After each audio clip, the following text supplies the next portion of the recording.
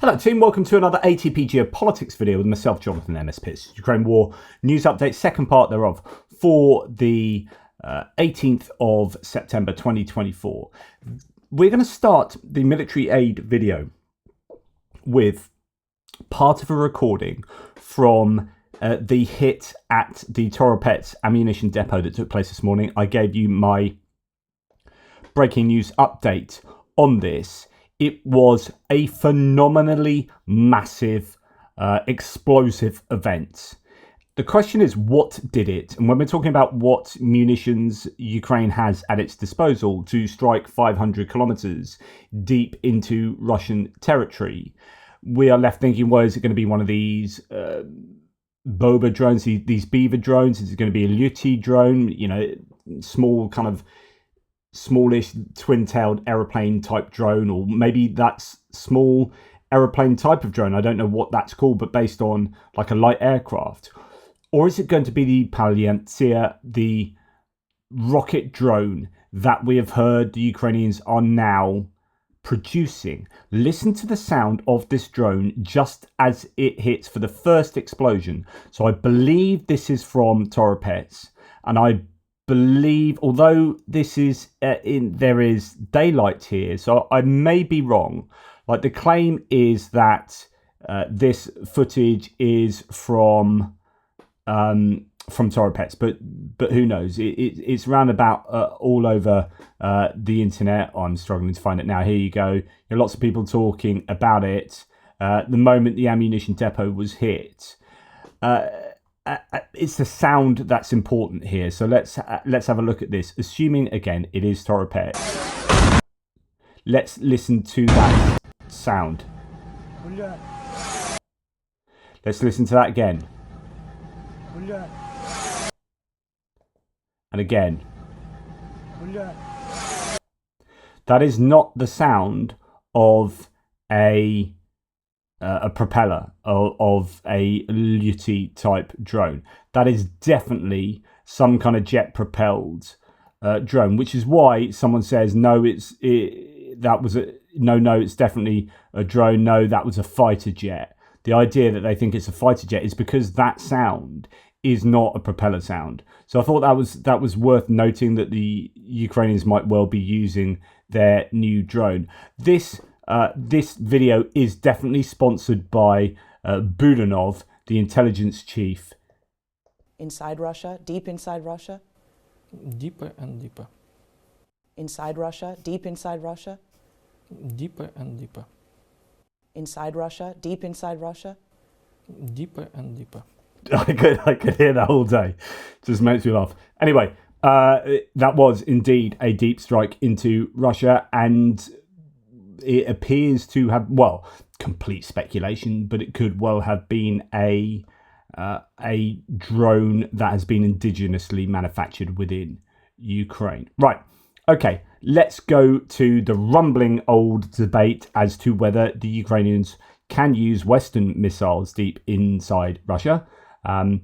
This is a letter from dozens of European lawmakers taking an unusual step to send a letter directly to Joe Biden to urge him to lift restrictions himself on Ukraine's use of Western weapons. It's a stark signal from Europe showing just how desperate they are to get the US to green light this. So this I think has been shown in Politico, but interesting that you've had all of these people listed on the screen at the moment sending a letter to Joe Biden to try and force his hand, to show that the Europeans are at least somewhat unified in wanting the restrictions to be lifted. Even Jens Stoltenberg from NATO, the outgoing Secretary General, said he supports countries that have advocated for granting Kyiv permission to use long-range missiles, according to the Times. Quote, Putin has already announced red lines many times, and he did not escalate, also meaning the direct involvement of NATO allies in the conflict.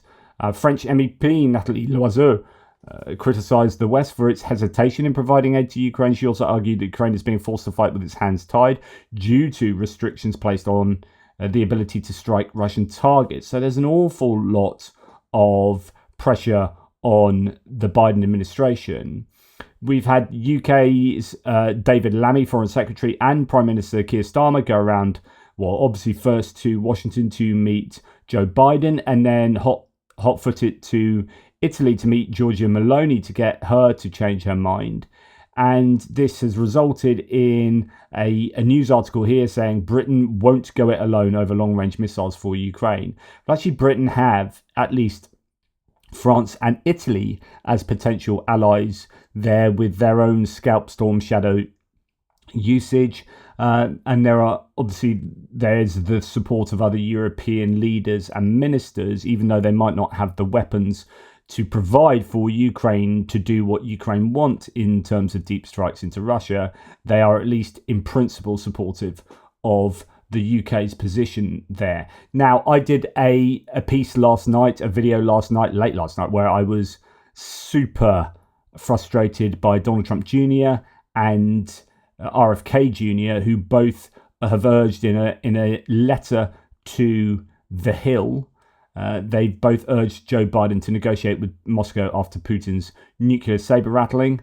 I found it the most despicable, egregious Putin and Russia appeasement, and it's basically just a big concession approach to bullies. It's like if you're a bully and you're stronger than us or stronger than whoever you're picking on, then you just go for it. Do whatever you want. We don't want to stand up to you because you know what? Well, it might be a bit escalatory. Well, yeah. It might be, but the end result is what should be morally obligatory. You know, that desire to reach a verdict here on who Russia is, which is not included in that article, i.e. neither RFK Jr. nor Donald Trump Jr. cast any aspersions on Russia. Russia get a free pass. It's all about, oh, we're the ones, escalating by standing up to the bully. But it should be morally obligatory that we come to Ukraine's aid, as well as strategically important, both factors which they appear to ignore in that article. It's a terrible, terrible argument, and hopefully I communicated that to you, although, as I say, it was very late last night. Right, okay. Anton Gerashchenko says, quoting Estonian Defence Minister Hanno Pevkur, "We have to give everything we can." In an interview with Radio Liberty, he said that partners, first of all, should give Ukraine a sufficient number of missiles for air defence systems. He also asked how far the West has progressed in granting permission to strike deep into Russia. Quote, "We would like to see it happen very quickly, but it's not our decision. My position has always been that we should not set any limits or restrictions for Ukraine.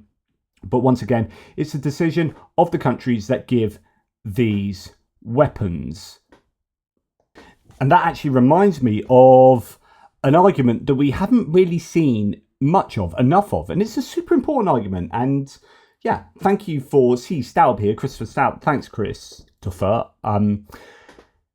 Really well set out, and I'll read your comment in a second. But we sometimes forget to ask ourselves whether it's actually in the best interests of Russia to fire these nuclear weapons. We assume that they will, and how will that affect us, and how do we control with Russia, how do we control Russia's actions with our responses, rather than thinking, well, actually, Russia should probably be in the best interest of controlling its urges, because it's not in Russia's interest to let off these missiles. So I hope you're able to sleep after analysing the shed load of arguments by RFK Jr. If not, I guess you can read this comment. All kidding aside, should we fear nuclear war and hope that Putin is bluffing? Absolutely. But what are the incentives for Putin to authorise the use of nuclear weapons if the US weapons were to strike 150 to 300 kilometres inside Russia? I don't see any, unless Putin is truly mad and completely irrational. First, what type of nuclear war would he engage in? A full nuclear exchange over a few planes and Russian air bases? The very idea is preposterous, unless again Putin is truly mad. So we are left with him using tactical nuclear weapons, but what would he gain with using them? Would it stop the Ukrainians from fighting? No, they would probably fight even harder. Would this frighten the West into forcing Ukraine to negotiate? Perhaps. But think how humiliating this would be for us to abandon a country because another country used nuclear weapons against it when that country posed no existential threat to Russia's existence. We would rightly be considered as undependable cowards. No, the more likely response, unless Trump is somehow elected, is we, and probably the rest of the world, including China and India, would impose drastic economic sanctions on Russia much more severe than the sanctions in place now, kick them out of the UN and isolate them politically and diplomatically. Next, we would also likely impose a no-fly zone for Russian military aviation within Ukraine and 100 kilometers inside Russia. We might also announce our intention to strike Russian military assets within occupied Ukraine if Russia did not withdraw its forces within 20 to 30 days. Finally, if Russia did not comply with that period, within that period, we would also probably respond by striking Russian non-nuclear military assets elsewhere in the world. Now, on that last point, that's already been warned. As far as I understand it, it's thought that the West has said to Russia earlier on in the war, if you use tactical nukes, we will destroy you. We will use conventional weapons on you. It won't be a nuclear escalation, as in we won't use nukes to respond to you, but we will absolutely take out, for example, your Arctic fleet. So the idea, and this is really quite possible when you piece together all of NATO's capabilities and put them against what is left of Russia's capabilities. Yes, they have submarine assets. Yes, they have some naval assets, some serious naval assets. But you put the whole of NATO's air force and navy, etc., against Russia's some targeted hits on, say, their Black Sea fleet or some kind of suite of military targets. This has been a warning, supposedly, and NATO could easily do that. They could absolutely wipe out Russia conventionally in a serious way, and Russia would know that as well. And so they have, and that would happen almost instantaneously, as far as I would understand it, rather than to wait and do that. So I don't think it's at all in Russia's best interest. And we need to factor that in to properly understand whether it's worth allowing Ukraine to fire these missiles. Anyway, Chris continues, but that would work only if Ukraine or the West caved into their demands, which appears to be what Kennedy is advocating. Bear any burden? That's a bear joke there. I believe it is much more likely that Putin is relying on the modern theory of nuclear madman theory of nuclear deterrence. As long as we think he is mad, we can be frightened into doing anything he says. But by doing that, wouldn't the West face an existential crisis? Perhaps we might learn to live under the new Russian hegemony, but it will be a very different and frightening world. Absolutely, and that's what RFK Jr. and Donald Trump just didn't understand. It was just an absolutely naive and terribly argued case for just appeasing Russia and negotiating on behalf of Ukraine and negotiating away, it seems, Ukraine's sovereignty and territory to give it to the invader.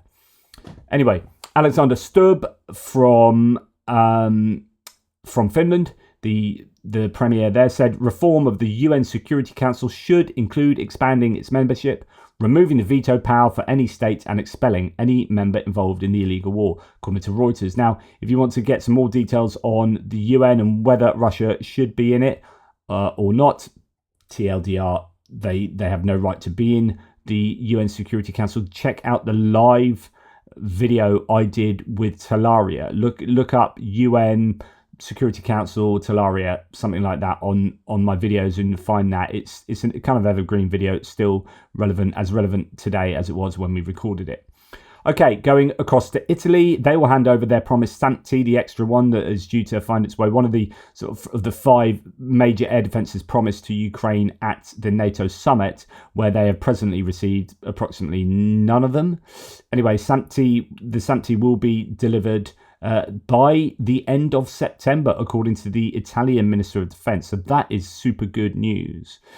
Now, there's possibly a new system from France. So this system will perform, just thinking about air defence, this system will perform as well as or better than competing offers, in particular the Patriot, while guaranteeing strategic autonomy. So the French Defence Minister, Sébastien Lecornu, this is a big claim, because this is basically saying that the new SAMP-T the Mamba, from 2025, the Mamba becomes a multi-layered anti-aircraft, anti-ballistic and anti-drone bubble with the SAMP-T NG. So this missile might well be the best in the world for taking out ballistic missiles, and it seems to be fairly close to being a reality. The SAMP-T is the only entirely European system I produced and above all designed on our continent, capable of handling and intercepting faster and more maneuverable missiles, in particular short and medium range ballistic missiles, including hypersonic missiles, end quote.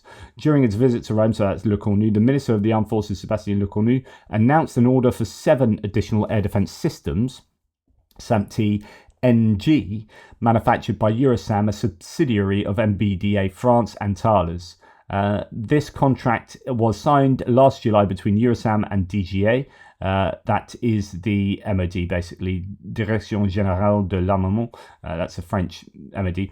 In total, France has already ordered 8 modernised SAMP-T-NG systems, the first of which will enter the armed forces in 2026. The value of the 7 systems ordered is at almost $500 million. Euros. That sounds pretty reasonable. In 2035, France will, in principle, have 12 operational systems with increased operational capabilities. In fact, the military programming law provides for 4 additional systems to be ordered in 2027. France says it can deliver 1 system within 2 years of a contract coming into force. An important milestone for the deployment of this system will be a firing campaign starting in October. This speed of development and delivery reflects Le Cornu's confidence in the manufacturers to accelerate their production rates for the SAMP-T system and the Aster 15 and 30 missiles that obviously go with it. Italy, for its part, has placed an order for 10 SAMP-T-NG. So you might then start seeing the regular SAMP-Ts be available for say Ukraine, but it depends how long the war in Ukraine is going to go on for, and wouldn't it be nice if they could have the capability of shooting down ballistic missiles, but it might not be on the cards soon enough for Ukraine there.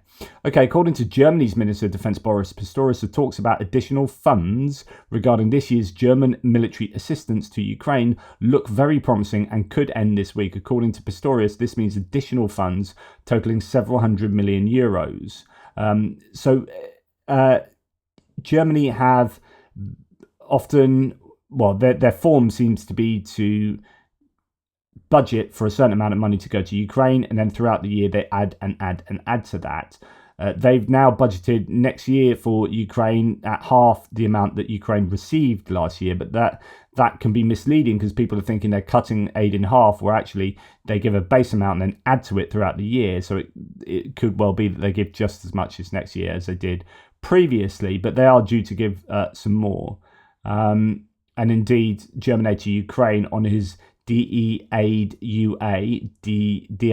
if you like, .org. If you go and find that out, he's sat down and written a small article with more details and background information about the fact that Germany is about to make additional funds available for the military assistance to Ukraine in 2024. Good news there. Now, Sweden is to increase its defence spending to 2.4% of GDP, in particular to help Ukraine. So this is going well above the 2% desired benchmark for spending on your defence in order to qualify for NATO.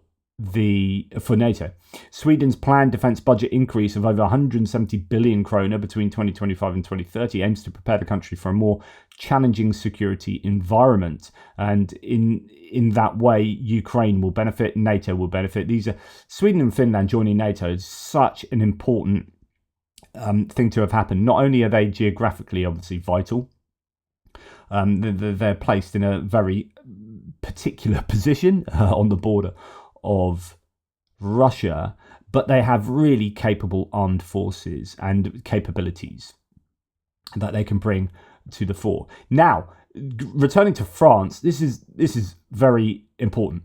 Quote, some of the Mirage 2000-5s that France intends to deliver to Ukraine will be transformed in Cazo. This will give them the ability to shoot at ground targets. Interesting, that comes from Sudwest.fr. And indeed, Max24 writes, French Mirage 2000-5F fighter jets supplied to Ukraine will be modified to hit ground targets. It's also reported that the first Mirage 2005Fs will be delivered to Ukraine by the end of 2024.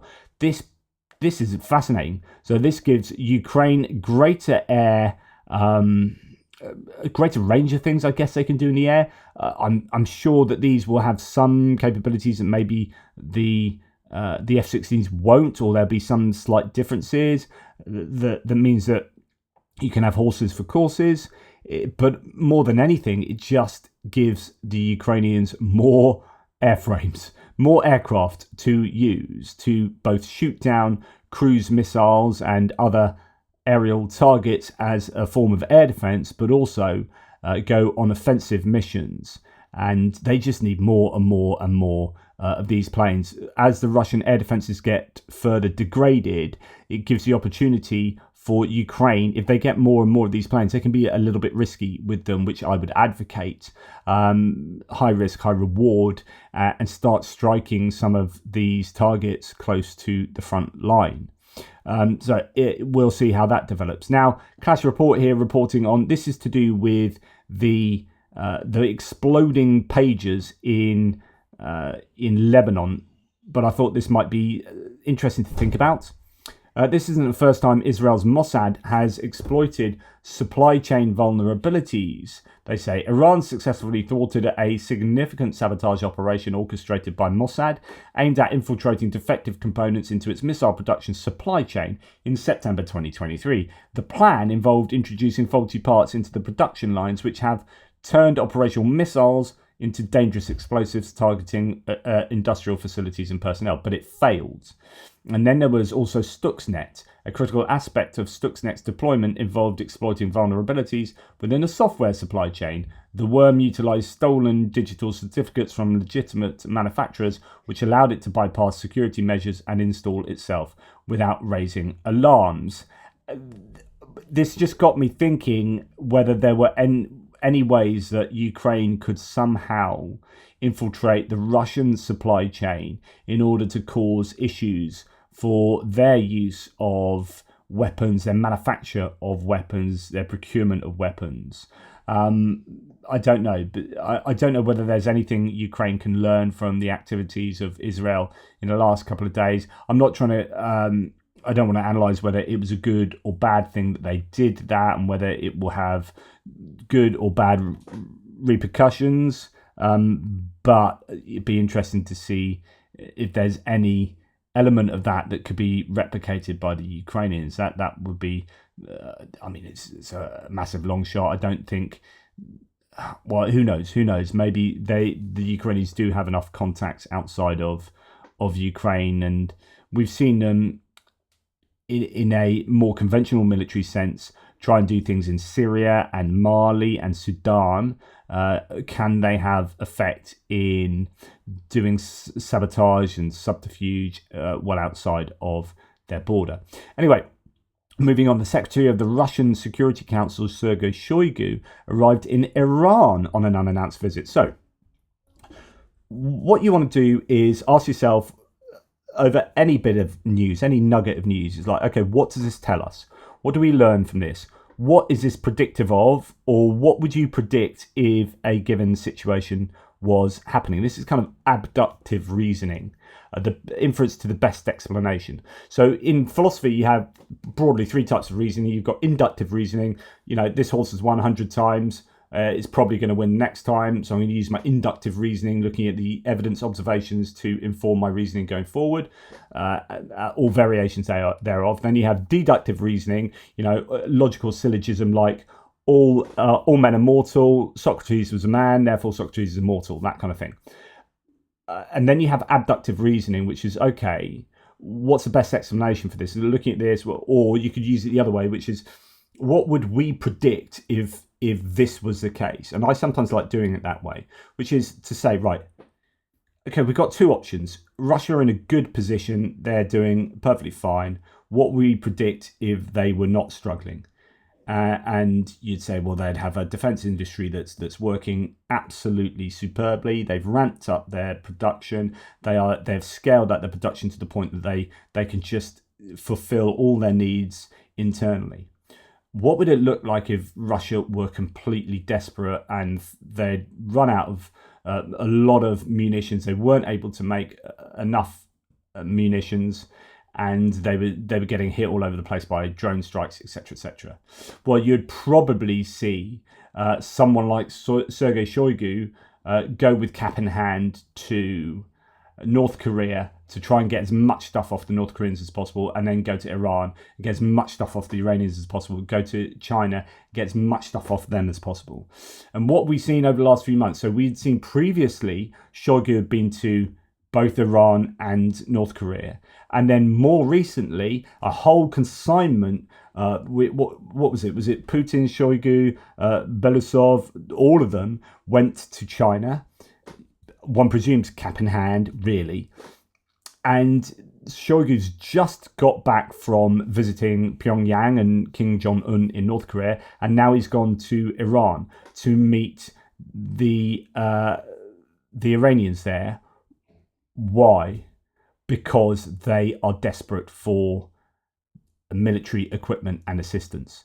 There is no better explanation for me than they are not in a good place at the moment, Russia. And that gives me some hope, but it also is a risk because, or worry, because the Iranians and the North Koreans have already given them plenty of stuff and might well give them lots more stuff. Now, the question is, how much more capacity do both nations have? Like, the North Koreans have probably emptied a large amount of their stockpiles and given them to the Russians already, as we've seen by the, 11,000 containers or whatever it is that have now gone, 13,000 that have gone to Russia.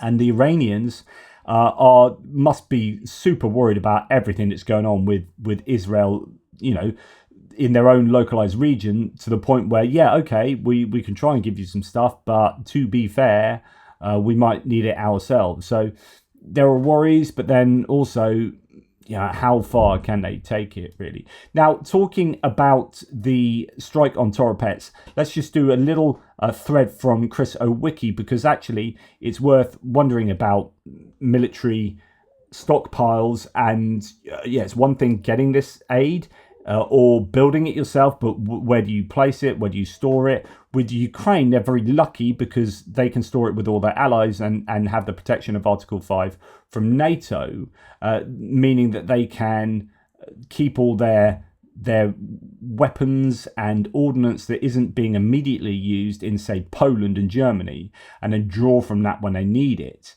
Russia, of course, keeps it in Russia, and Russia's lucky because it's an absolutely geographically huge country. But it then means if you want to keep these pieces of equipment out of range, then you have to keep them logistically impractically far away. Anyway, corruption may have contributed to Ukraine's ability to destroy Russia's 107th GRAU arsenal at Toropets. The site's construction was overseen by former Deputy Minister of Defense General Dmitry Bulgakov, who was arrested for fraud in July 2024. NASA firm's data shows fires across the entirety of the arsenal, which is estimated to have stored as much as 19,000 tons of explosives. Some say 30,000 tons, who knows? The scale of the inferno suggests major failures in the fire safety at the site. It is an absolutely phenomenal set of explosions there. Now, the most likely contributing factors, and it's worth having a good look at the satellite image here, are that the bunkers and warehouses are either built cheaply without enough protection against fires and explosions, or were built too close to each other, enabling the spread of fire from one building to another, or both being possible. When the facility was opened in 2018, Bulgakov hailed it as providing, quote, reliable and safe storage, protection against air and missile strikes, and even against the damaging effects of a nuclear explosion. And of course, they probably received just a handful, at most, I would imagine, of drones, maybe these rocket-propelled drones. But it's like these weren't nuclear missiles striking that site. And so, if they are claiming it's protected against a nuclear explosion, that is simply not true. He said that the arsenal in Toropets allows us to protect stockpiles of missiles and ammunition from external influences and ensure their safety in explosion and fire safety. The full load of each arsenal storage facility is up to 240 tons. Bulgakov claimed that compared to old Soviet-era arsenals, the modernized site represented the difference between wearing a bulletproof vest that protects against bullets and shrapnel and not wearing any body armor at all. In practice, ammunition safety seems to have been neglected at the site. As one Russian pro-war blogger notes on Yandex satellite images, it can be seen that there are endless stacks of ammunition all over the facility in the open air. So That's fascinating. You can go and look at this, as it looks in perhaps a perfect manifestation of itself. Although is that not the latest satellite imagery? But maybe if you go much closer in and zoom in on these areas in the green, you might see something that resembles this, which is that there are huge caches of boxes of ammunition lying out in the open air. Russian blogger Roman Alekin comments with dismay, quote, "I wouldn't be surprised if only the sauna and cafe survived the explosion, but what kind of world-class storage facility is this if it was penetrated by a drone, or rather even its debris?" So the idea that the fact is that the Russian officials claim that they shot down all the drones, and it's only the debris that fell on the site. Not a Kinjal missile, but a drone. What is it protected against? An air rifle? The main protection we need is protection from corrupt officials, thieves and fools in the Ministry of Defence, and then world-class arsenals will be truly protected. Bulgakov was fired from his job in September 2022. He was known as a protege of the notoriously corrupt Defence Minister Sergei Shoigu. After Shoigu himself was dismissed, Bulgakov was one of the number of Shoigu's cronies to be arrested on fraud charges in July 2024. The then commander of the Western Military District, General Andrei Tapolov, was also involved in the arsenal's construction. He is now a State Duma deputy and regularly appears on TV as a commentator on the war in Ukraine. He may now have some questions to answer. So I thought that was pertinent to discuss today, to run through today, because of what has happened. And when we talk about who has the most equipment, that's we can talk about who can construct the most equipment, and by that I mean you have Ukraine on the one side with all its allies, so you want to look collectively at their capabilities and capacities, and then you look at Russia again with North Korea, Iran, possibly China. Who has the most capacity at the moment to produce enough of the required equipment, and where can they store it, and how much can be used, etc., etc. What happened last night is going to massively dent Russia's ability to prosecute the war in the way that they had been doing, and I wonder how much of an impact this will have. I mean, if some of the upper ends of the ranges offered by some analysts are true, then you've got 30,000 tons of S-300, S-400 missiles, Grad missile rockets, artillery ammunition, charges, etc., etc. This could have a monumental effect on the Russian ability to prosecute the war. So we shall see. Really good news today for the Ukrainians in that regard. Okay, thank you for watching. Take care, guys. Speak to you soon. Tool pips.